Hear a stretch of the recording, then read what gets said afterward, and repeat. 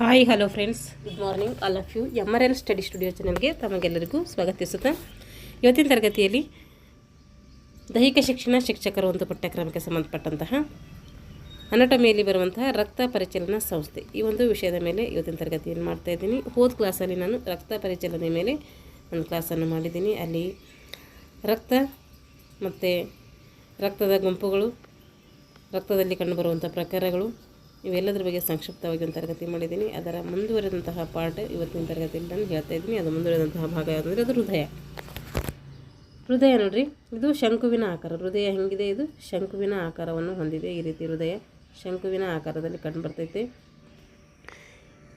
ಇದು ಎಷ್ಟಿರ್ತೈತೆ ಹೃದಯ ಅಂದರೆ ಮನುಷ್ಯನ ಎಡಗೈ ಮುಷ್ಟಿ ಎಷ್ಟಿರ್ತೈತೋ ಅಷ್ಟು ಈ ಒಂದು ಗಾತ್ರವನ್ನು ಹೊಂದಿರ್ತೈತೆ. ನಮ್ಮ ಅವರವರ ಬಾಡಿಗೆ ತಕ್ಕಂಥ ಅವರವರು ಒಂದು ಹೃದಯ ಇರ್ತೈತಿ. ಅಂದರೆ ಅವರವರ ಒಂದು ಮುಷ್ಟಿಯಷ್ಟು, ಅವರ ಎಡಗೈ ಮುಷ್ಟಿಯಷ್ಟು ನಮ್ಮ ಹೃದಯ ಇರ್ತೈತೆ. ಯಾರು ಒಂದು ಎಡಗೈ ಇರ್ತೈತೋ ಅವರೊಂದು ಎಡಗೈಯಷ್ಟೇ ಅವ್ರದ್ದು ಹೃದಯ ಇರ್ತೈತೆ.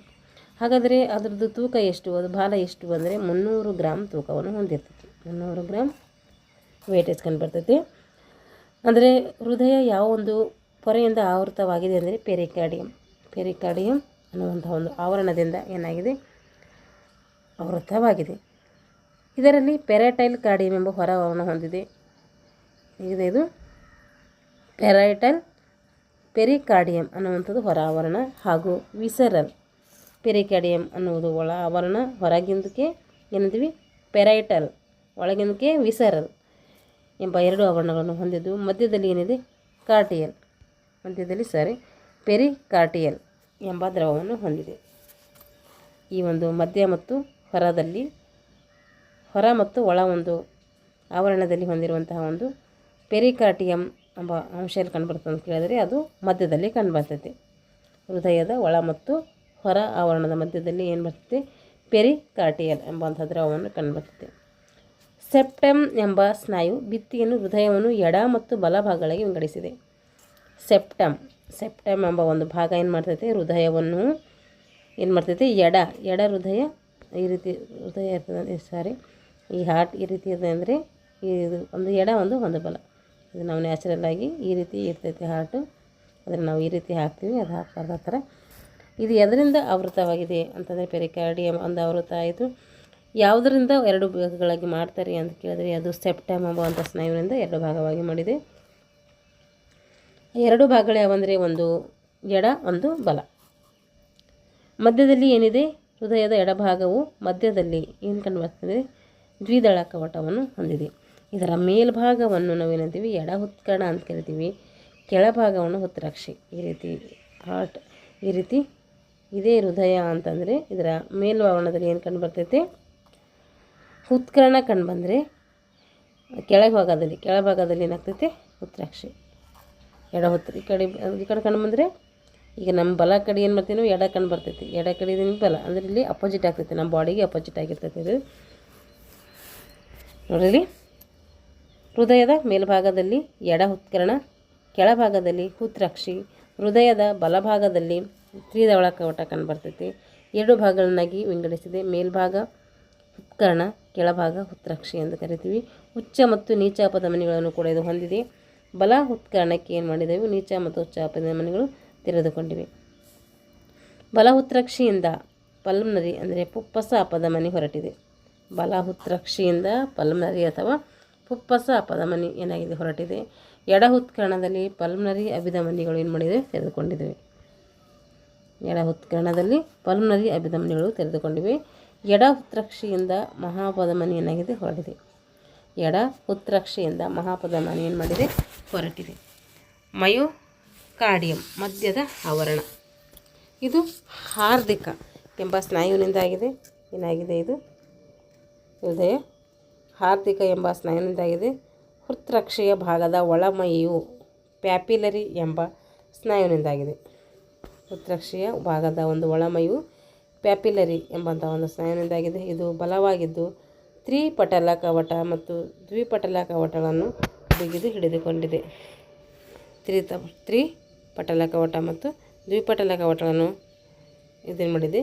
ಬಿಗಿದಾಗಿ ಹಿಡಿದುಕೊಂಡಿದೆ. ಮಾನವನ ದೇಹದ ಸ್ನಾಯುಕ ಅಂಗ ಯಾವುದು ಅಂದರೆ ಅದು ಹೃದಯ. ಮನುಷ್ಯನಲ್ಲಿ ರಕ್ತ ಒತ್ತಡವನ್ನು ಅತ್ಯಂತ ಸಮರ್ಪಕವಾಗಿ ಅಳೆಯುವಂಥ ವಿಧಾನ ಯಾವುದಂದರೆ ಪ್ಯಾಸ್ಕಲ್ ವಿಧಾನ. ನೋಡಿ, ಮನುಷ್ಯನಿರುವಂಥ ರಕ್ತದ ಒತ್ತಡ ಎದರಿಂದ ಅಳಿತೀವಿ ಅಂತಂದರೆ ಪ್ಯಾಸ್ಕಲ್ ಒಂದು ವಿಧಾನದಿಂದ ನಾವು ಅಳಿತೀವಿ. ರಕ್ತದ ಓ ಗುಂಪನ್ನು ನಾವು ಏನಂತ ಕರಿತೀವಿ? ಸಾರ್ವತ್ರಿಕ ದಾನಿ ಅಂತ ಕೇಳಿದ್ರೆ ಎ ಬಿ ಗುಂಪನ್ನು ಸಾರ್ವತ್ರಿಕ ಸ್ವೀಕಾರಿ ಅಂತ ಕರಿತೀವಿ. ಹೃದಯ ಏನಾಗಿದೆ? ಒಂದು ಅನೈಚ್ಛಿಕ ಸ್ನಾಯುವಾಗಿದೆ. ಯಾಕಂದರೆ ಇದು ಯಾವಾಗ ಕಂಟಿನ್ಯೂಟಿಯಾಗಿ ತನ್ನ ಕೆಲಸವನ್ನೇ ಮಾಡ್ತಾ ಇರ್ತೈತಿ. ನೋಡಿರಿ, ಇದು ಹೃದಯದ ಚಿತ್ರ. ರಿಯಲ್ ಆಗಿ ಮಾನವನ ಹೃದಯ ಈ ರೀತಿ ಕಂಡುಬರ್ತೈತಿ. ಈ ರೀತಿ ಶೇಪಲ್ಲಿ ಇದಿದೆ. ಅಯೋರ್ಟ ಇದೆ, ಪಲ್ಮರಿ ಟ್ರಂಕ್ ಇದೆ, ಲೆಫ್ಟ್ ಅಟ್ರಿಯಮ್ ಇದೆ, pulmonary veins, left ventricle, inferior vena cava, right ventricle, right ventricle, right ಆರ್ಟಿಯಮ್, ಸುಪ್ರಿಯರ್ ವೆನ್ಕ್ಯೂ. ಇದು ಕನ್ನಡದಲ್ಲಿ ಹಾಕಿ ಹೇಳ್ತೀನಿ ರೀ. ಇದು ನೋಡ್ಕೊಳ್ರಿ. ಇದು ನಾವು ಸೆಪ್ಟೆಮ್ ಎಂಬ ಭಾಗ 2 ಭಾಗ ಮಾಡ್ತೀವಿ. ಹಿಂಗೆ ಸಿಡಿದಾಗ ಈ ರೀತಿ ಕಾಣ್ತೈತೆ ನೋಡ್ರಿ. ಅಯೋರ್ಟಕ್ಕೆ ಮಹಾಪಧಮನಿ ಅಂತ ಕರಿತೀವಿ. ಪಲ್ಮನರಿ ಆರ್ಟರಿಗೆ ಪುಪ್ಪಸ ಅಪಧಮನಿ ಅಂತ ಕರಿತೀವಿ. ಇದು ಪಲ್ಮನರಿ, ಇದು ಅಯೋರ್ಟ, ಇದು ಪಲ್ಮನರಿ ವೇನ್ ಅಂದರೆ ಪುಪ್ಪಸಕ ಅಭಿಧಮನಿ. ಇದು ಲೆಫ್ಟ್ ಆರ್ಟಿಯಮ್ ಅಂದರೆ ಎಡ ಉತ್ಕರ್ಣ. ಮಿಟ್ರಲ್ ವೆಲ್ವ್ ಅಂದರೆ ದ್ವಿದಳ ಕವಟ. ಈ ಕಡೆ ಹೃದಯದ ಒಂದು ಎಡಭಾಗಕ್ಕೆ ಏನು ಕಂಡು ಬರ್ತೈತೆ? ದ್ವಿದಳ ಕವಟ ಕಂಡು ಬಂದರೆ ಬಲಭಾಗಕ್ಕೆ ಏನು ಕಂಡು ಬರ್ತೈತಿ? ತ್ರಿದಳ ಕವಟ ಕಂಡು ಬರ್ತೈತಿ. ಇವೆರಡು ಕನ್ಫ್ಯೂಸ್ ಮಾಡ್ಕೊಬೇಡ್ರಿ. ಇಲ್ಲೇನಿದೆ? ಮಹಾಪಧಮನಿ ಕವಟ ಇದೆ. ಮಹಾಪಧಮನಿ ಕವಟ ಇಲ್ಲಿದೆ, ಇಲ್ಲಿದೆ. ಈಗ ಲೆಫ್ಟ್ ವೆಂಟ್ರಿಕಲ್ ಅಂದರೆ ಎಡ ಉತ್ಕರ್ಷಿ. ಉತ್ಕರ್ಣ ಯಾವಾಗಲೂ ಮೇಲೆ ಕಂಡು ಬರ್ತೈತೆ, ಉತ್ರಾಕ್ಷಿ ಯಾವಾಗಲೂ ಏನು ಬರ್ತೈತೆ? ಕೆಳಗಡೆ ಕಂಡು ಬರ್ತೈತೆ. ಇಲ್ಲಿ ನೋಡ್ರಿ, ಬಲ ಉತ್ರಾಕ್ಷಿಗಳು ಕೆಳಗೆ, ಉತ್ಕರ್ಣಗಳು ಮೇಲ್ಗಡೆ ಕಂಡು ಬರ್ತವೆ. ಈ ಕಡೆ ಬಲ ಉತ್ರಾಕ್ಷಿ ನೀಚ ಅಭಿಧಮನಿ ಅಂತ ಕರಿತೀವಿ. ಇದಕ್ಕೆ ನೀಚ ಅಭಿಧಮನಿ. ಇದು ಪುಪ್ಪಸಕ ಕವಟ.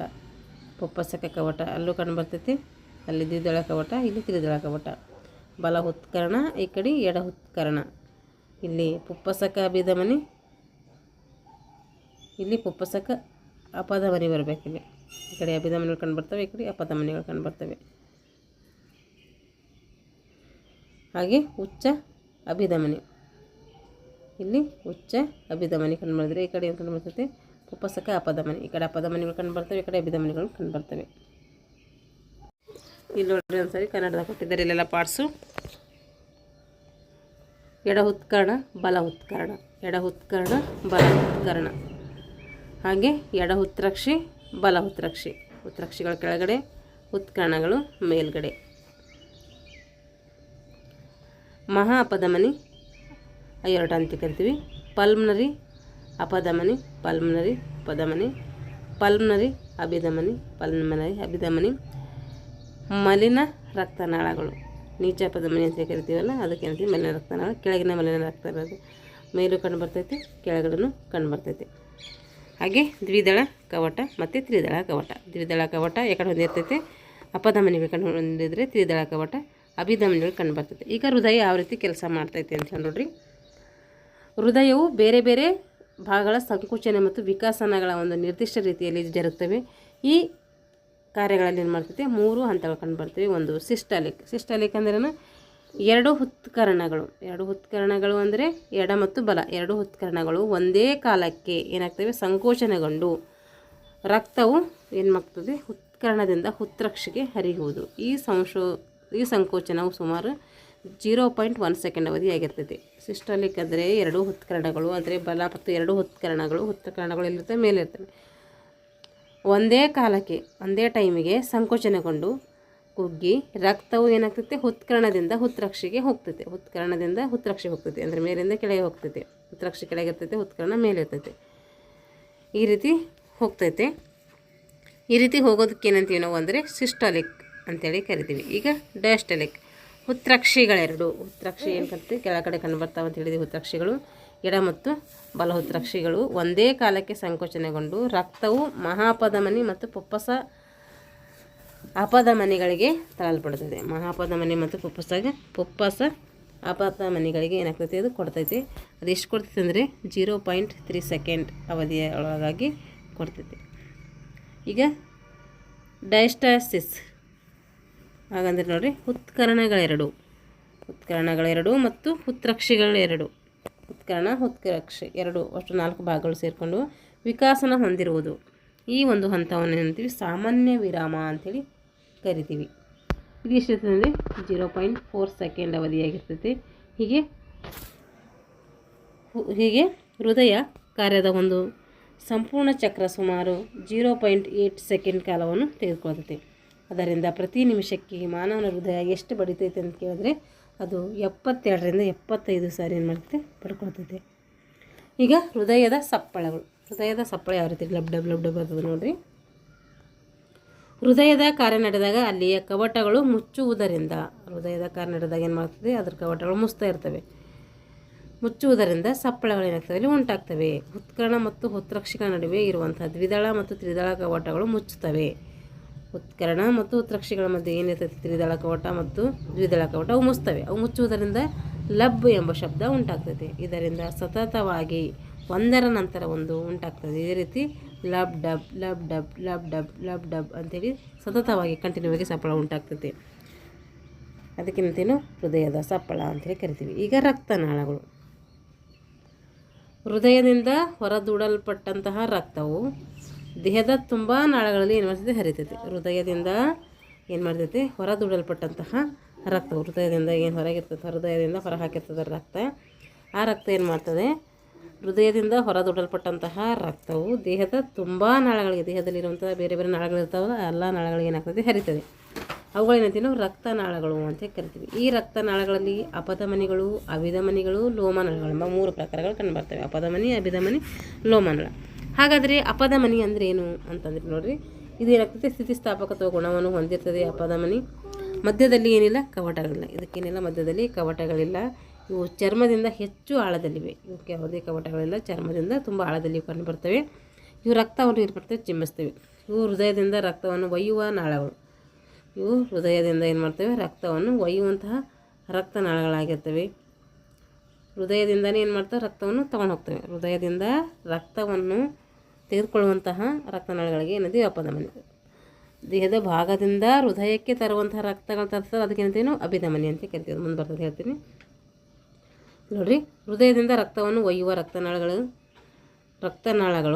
ಬಲಹುತ್ರಕ್ಷಿಗಳಿಂದ ಅಂದರೆ ಕೆಳಗಿನಿಂದ ಹೊರಡಲ್ಪಡುವಂತಹ ಪುಪ್ಪಸ ಅಪಧಮನಿಯನ್ನು ಹೊರತುಪಡಿಸಿ ಉಳಿದೆಲ್ಲ ಅಪಧಮನಿಗಳಲ್ಲಿ ಆಮ್ಲಜನಕದಿಂದ ಕೂಡಿದ ರಕ್ತವು ಏನು ಮಾಡ್ತದೆ ಚಲಿಸ್ತದೆ. ಪುಪ್ಪಸ ಅಪಧಮನಿ ಬಿಟ್ಟು ಮಿಕ್ಕಿದೆಲ್ಲ ಭಾಗಗಳಲ್ಲಿ ಏನು ಮಾಡ್ತದೆ ಈ ಒಂದು ಆಮ್ಲಜನಕದಿಂದ ಕೂಡಿದ ರಕ್ತವು ಚಲಿಸ್ತಾ ಇರ್ತೈತೆ. ಈಗ ಅಭಿಧಮನಿ ಇವುಗಳಲ್ಲಿ ರಕ್ತವು ಗುರುತ್ವಾಕರ್ಷಣೆ ವಿರುದ್ಧ ಹೋಗುವುದರಿಂದ, ಇವುಗಳಲ್ಲಿ ರಕ್ತ ಏನಾಗ್ತದೆ ಗುರುತ್ವಾಕರ್ಷಣೆ ವಿರುದ್ಧ ಹೋಗುವುದರಿಂದ ಇಲ್ಲಿ ಕವಾಟಗಳಿರ್ತವೆ. ಆದರೆ ಅಪಧಮನಿಗಳ ಕವಾಟಗಳಿಲ್ಲ. ಇವು ಏಕಪ್ರಕಾರವಾಗಿ ಚಲಿಸ್ತವೆ, ಒಂದೇ ಸಮನಾಗಿ ಚಲಿಸ್ತವೆ. ಚರ್ಮಕ್ಕೆ ಅತಿ ಸಮೀಪದಲ್ಲಿ ಕಂಡುಬರ್ತವೆ. ಅವು ಏನು ಕಂಡು ಅಪಧಮನಿಗಳು ಚರ್ಮದ ಆಳದಲ್ಲಿ ಕಂಡುಬಂದರೆ ಇವು ಚರ್ಮಕ್ಕೆ ಅತಿ ಸಮೀಪದಲ್ಲಿ ಕಂಡುಬರ್ತವೆ. ದೇಹದ ಎಲ್ಲ ಭಾಗಗಳಿಂದ ಹೃದಯಕ್ಕೆ ಅಶುದ್ಧ ರಕ್ತವನ್ನು ತರುವಂಥ ರಕ್ತನಾಳಗಳಿರ್ತವೆ. ಹೃದಯಕ್ಕೆ ಏನು ಮಾಡ್ತೇವೆ ದೇಹದ ಎಲ್ಲ ಭಾಗಗಳಿಂದ ಹೃದಯಕ್ಕೆ ಅಶುದ್ಧ ರಕ್ತವನ್ನು ತರುವಂಥ ರಕ್ತನಾಳಗಳು ಆಗಿರ್ತವೆ. ಇಲ್ಲಿ ಪುಪ್ಪಸ ಅಭಿಧಮನಿಯನ್ನು ಹೊರತುಪಡಿಸಿ ಉಳಿದೆಲ್ಲ ಅಭಿಧಮನಿಗಳು ಏನು ಮಾಡ್ತವೆ ಇಂಗಾಲದ ಡೈಆಕ್ಸೈಡ್ಗಳಿಂದ ಕೂಡಿದ ಅಶುದ್ಧ ರಕ್ತವನ್ನು ಪರಿಚರಿಸುತ್ತವೆ. ಪುಪ್ಪಸ ಅಭಿಧಮನಿ ಮಾತ್ರ ತರೋದಿಲ್ಲ, ಉಳಿದೆಲ್ಲವುಗಳು ಏನು ಮಾಡ್ತವೆ ಇಂಗಾಲದ ಡೈಆಕ್ಸೈಡ್ ಇರುವಂಥ ಏನು ಮಾಡ್ತೇವೆ ಅಶುದ್ಧ ಒಂದು ರಕ್ತವನ್ನು ಪರಿಚಯಿಸ್ತವೆ. ಅಲ್ಲೇನು ಮಾಡಿದ್ದು ಪುಪ್ಪಸ ಅಪಧಮನಿಯನ್ನು ಹೊರತುಪಡಿಸಿ ಉಳಿದೆಲ್ಲ ಅಪಧಮನಿಗಳು ಆಮ್ಲಜನಕದಿಂದ ಕೂಡಿದ ರಕ್ತವು ಏನು ಮಾಡ್ತಿತ್ತು ಪರಿಚರಿಸ್ತಾ ಇತ್ತು. ಇವಾಗ ಲೋಮಾಂಗಗಳು. ಅಪಧಮನಿಗಳು ಮುಕ್ತಾಯವಾಗುವಂಥ ಅತಿ ಸೂಕ್ಷ್ಮ ನಳಿಕೆಗಳೇ ಲೋಮಾಂಗಗಳು. ಬಹಳ ಚಿಕ್ಕ ರಕ್ತನಾಳಗಳು ಇವು. ಸಣ್ಣ ಅಭಿಧಮನಿಗಳಲ್ಲಿ ಪ್ರಾರಂಭವಾಗ್ತವೆ. ಶರೀರದ ಎಲ್ಲ ಭಾಗಗಳ ಒಂದು ಅಂಗಾಂಶಗಳಲ್ಲಿ ಏನು ಮಾಡ್ತೇವೆ ಜಾಲಾಕಾರವಾಗಿ ಏನು ಮಾಡ್ತೇವೆ ಹರಡ್ಕೊಂಡಿದ್ದೇವೆ. ಇವುಗಳ ಆವರಣ ಏನಾಗ್ತೈತಿ ತೆಳುವಾಗಿರುವುದರಿಂದ ಎಲ್ಲ ಕೋಶಗಳಿಗೆ ಪೋಷಕಾಂಶಗಳನ್ನು ಹಂಚುವ, ಅವುಗಳಲ್ಲಿ ಬಿಡುಗಡೆಯಾಗುವ ಅನುಪಯುಕ್ತ ವಸ್ತುಗಳನ್ನು ತೆಗೆದುಕೊಂಡು ಹೋಗ್ತಾಯಿದೆ. ಇವಾಗ ರಕ್ತ ಪರಿಚಲನೆ 2 ಭಾಗಗಳು ಕಂಡುಬರ್ತವೆ. ರಕ್ತ ಪರಿಚಲನೆಯಲ್ಲಿ ಒಂದು ಶಾರೀರಿಕ ರಕ್ತ ಪರಿಚಲನೆ ಅಥವಾ ದೇಹದಲ್ಲಿನ ರಕ್ತ ಪರಿಚಲನೆ, ಶ್ವಾಸಕ ರಕ್ತ ಪರಿಚಲನೆ ಅಥವಾ ಪುಪ್ಪಸ ರಕ್ತ ಪರಿಚಲನೆ, ಶಾರೀರಿಕ ಪರಿಚಲನೆ. ಹೃದಯದ ಎಡ ಹೃತ್ಕಕ್ಷಿಯು ಸಂಕುಚಿಸಿದಾಗ, ಹೃದಯದಲ್ಲಿರುವಂತಹ ಎಡ ಹೃತ್ಕಕ್ಷಿ ಏನು ಮಾಡ್ತೈತೆ, ಸಂಕುಚಿಸಿದಾಗ ಶುದ್ಧ ರಕ್ತವು ಮಹಾಪಧಮನಿಗಳ ಮೂಲಕ ಶರೀರದ ಎಲ್ಲ ಭಾಗಗಳಿಗೆ ಹೋಗ್ತದೆ. ಅದು ಮಹಾಪಧಮನಿಯು ಸಣ್ಣ ಅಪಧಮನಿಗಳಾಗಿ ಕವಲೊಡೆದು ಅದು ಪುನಃ ಶಾಖೆಗಳಾದಾಗ ಅತಿ ಸೂಕ್ಷ್ಮವಾದಂಥ ಲೋಮನಾಳಗಳಲ್ಲಿ ಕಂಡುಬರ್ತವೆ. ಲೋಮನಾಳಗಳಿಗೆ ಅತಿ ತೆಳುವಾದಂಥ ಪೊರೆ ಇರುವುದರಿಂದ ರಕ್ತ ದ್ರವ ಮತ್ತು ಜೀವಕೋಶಗಳ ದ್ರವದಲ್ಲಿ ಏನಾಗ್ತೈತೆ, ರಸ ವಿನಿಮಯ ನಡೀತೈತೆ. ದೇಹದ ಎಲ್ಲ ಅಭಿಧಮನಿಗಳಿಂದ ಅಶುದ್ಧ ರಕ್ತವು ಸಾಗಿ ಒಂದು ಉಚ್ಚ ಹಾಗೂ ನೀಚ ಅಭಿಧಮನಿಗಳ ಮೂಲಕ ಬಲ ಉತ್ಕರ್ಣಕ್ಕೆ ತಂದು ಏನು ಮಾಡ್ತವೆ, ಸುರಿಸಲ್ಪಡ್ತವೆ. ಈ ಒಂದು ಪರಿಚಲನೆಗೆ ದೇಹದಲ್ಲಿನ ಪರಿಚಲನೆ ಅಥವಾ ಶಾರೀರಿಕ ರಕ್ತ ಪರಿಚಲನೆ ಅಂತ ನಾವು ಕರಿತೀವಿ. ಹಾಗೆ ಶ್ವಾಸಕ ಪರಿಚಲನೆ ಅಂದರೆ ನೋಡಿರಿ, ಬಲ ಹೃತ್ಕಕ್ಷಿಯ ಒಂದು ಸಂಕೋಚನೆಯಿಂದ ಅಶುದ್ಧ ರಕ್ತ ಏನು ಮಾಡ್ತಿದೆ, ಪುಪ್ಪಸ ಅಪಧಮನಿಯಲ್ಲಿ ತಳ್ಳಲ್ಪಡ್ತೈತಿ. ಅಪಧಮನಿಯು ವಿಭಾಗವಾಗಿ ಎಡ ಮತ್ತು ಬಲ ಪುಪ್ಪಸಗಳಿಗೆ ಹೋಗ್ತವೆ. ಈ ಅಪಧಮನಿಗಳು ಮುಂದೆ ಲೋಮನಾಳಗಳಾಗಿ ಶ್ವಾಸಕೋಶವನ್ನು ಆವರಿಸಲ್ಪಡ್ತದೆ. ಶ್ವಾಸಕೋಶಗಳಲ್ಲಿಯ ವಾಯುಕೋಶಗಳಲ್ಲಿ ಅನಿಲಗಳ ವಿನಿಮಯ ನಡೀತೈತೆ. ಲೋಮನಾಳಗಳು ಇಂಗಾಲದ ಡೈಆಕ್ಸೈಡ್ ವಾಯುವನ್ನು